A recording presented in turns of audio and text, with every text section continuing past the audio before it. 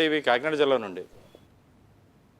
ఏపీకి పవన్ ఆశాజ్యోతిగా భావిస్తున్నట్లు మాజీ కాంగ్రెస్ ఎంపీ ఉండవల్లి అరుణ్ కుమార్ వెల్లడించారు. చంద్రబాబు జగన్ సాధించలేని విభజన హామీలను కేంద్రం నుంచి పవన్ కళ్యాణ్ సాధించాలని ఉండవల్లి సూచించారు.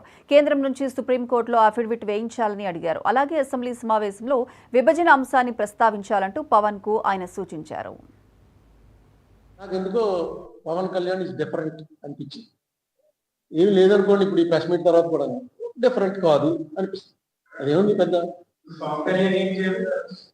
పవన్ కళ్యాణ్ కేంద్ర ప్రభుత్వం చేత ఎఫిడేవిట్ వేయించాలి.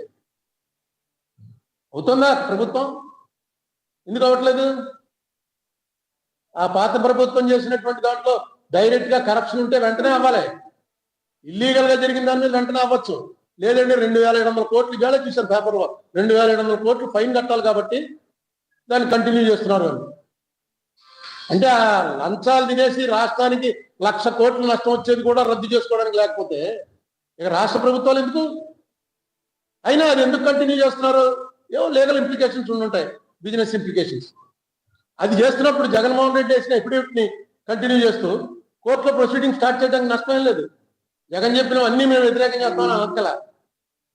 వేసింది ఆల్రెడీ రాష్ట్ర ప్రభుత్వం పార్టీ అయింది, వేసింది. ఇప్పుడు మీరు దాన్ని ఇంకా సమర్థవంతంగా తీసుకెళ్ళండి ముందుకి. నేను చంద్రబాబు నాయుడు గారి ప్రభుత్వం ఒకటి వచ్చుంటే నేను అడగకపోదును. ఎందుకంటే ఆయన అడగడం అయింది, ఆయన ఒప్పుకోవడం జరిగింది. ఏమున్నాయో ఇబ్బందులు ప్రభుత్వాలు నడపడంలో, సంకీర్ణ ప్రభుత్వం అక్కడ సెంటర్లో ఏ ఇబ్బందులు ఉన్నాయో మనం ఏముంది ఉంటే ప్రెస్ మీట్ పెట్టి చెప్తూ ఉంటాం.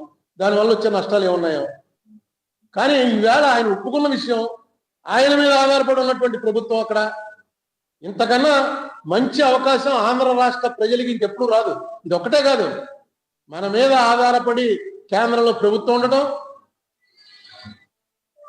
అక్కడ ఉన్నటువంటి ప్రభుత్వం ఏ నష్టం లేదు ఇప్పుడు మనం చెప్పిన పని చేస్తే. కేంద్రానికి